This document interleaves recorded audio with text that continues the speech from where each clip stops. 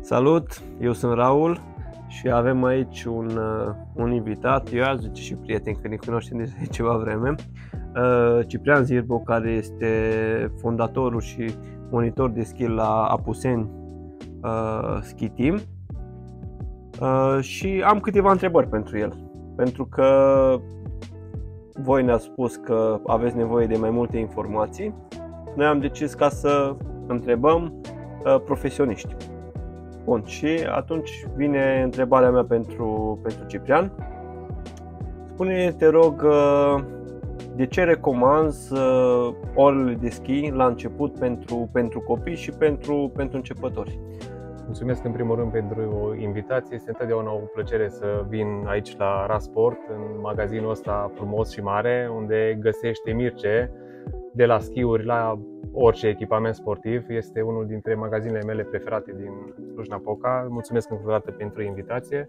Și ca să îți răspund la prima întrebare, este foarte bine să alegeți la procesul de învățare, încă de la inițiere, este foarte bine să alegeți un monitor de schi autorizat, pentru că acesta este calificat și are experiența necesară să vă ajute să creșteți treptat și eficient și în siguranță pe tot parcursul procesului de învățare. Super. De la ce vârstă recomanzi să înceapă orele de schi? Noi recomandăm startul orelor de schi începând cu vârsta de 4-5 ani, tocmai în ideea că de la această vârstă copiii își dezvoltă abilitățile fizice, motrice și psihice, astfel încât să poată acumula informație și să o poată transpune efectiv pe pârtie. Și dacă stați bine să analizați, copiii încep să învețe chiar și în sistemul educațional tot cam de la aceeași vârstă, încep cam de pe la vreo 5 ani, deoarece atunci au capacitatea de a reține informația mult mai bine. Bun. Echipament nou sau echipament second hand? Să alegem? Să alegem. Eu cred că ambele variante sunt ok. Este o discuție, ar putea ține o discuție foarte lungă pe această temă.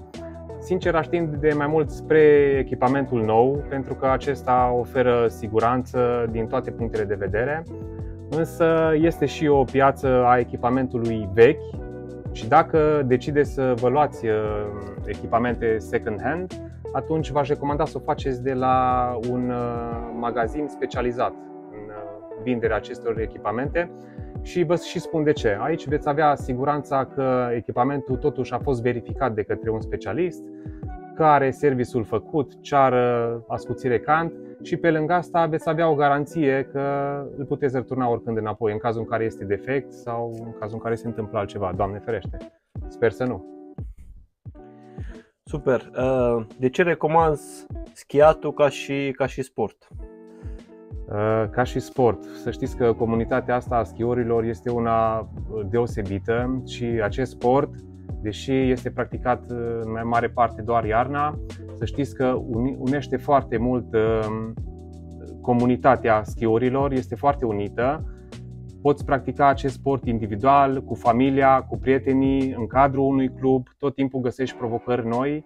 Echipamentul este într-o continuă modificare și schimbare și se fac update-uri la zilele noastre și atunci clar că progresul în materia sportului acestui sport este foarte mare și beneficiile lui sunt numeroase. Se dezvoltă o grămadă de abilități motrice, o grămadă de funcții care în mod normal ele stagnează pe timp de iarnă. Plus de asta aveți avantajul să faceți această activitate outdoor și să nu fiți undeva închiși. Bun, și acum întrebarea finală. De ce recomanzi tu schiatul pentru copii, pentru părinți, pentru familie, ca și comunitate? Pentru familie, eu cred că ar trebui să luăm exemplu de la țările mai dezvoltate în acest sport, cum este Austria, Italia sau Elveția, unde se transmite din generație în generație acest sport și eu chiar mă bucur când văd că vine bunicul care schiază cu elevul și îl aduce la cursuri sau merge cu el într-un magazin să-și caute schiuri și eu cred că pe o durată mai lungă, acest sport unește familia, unește generațiile și unește toată comunitatea. Super! Mulțumim frumos! Mersi și eu de invitație. Să avem un sezon plin de zăpadă. Sper să fie așa.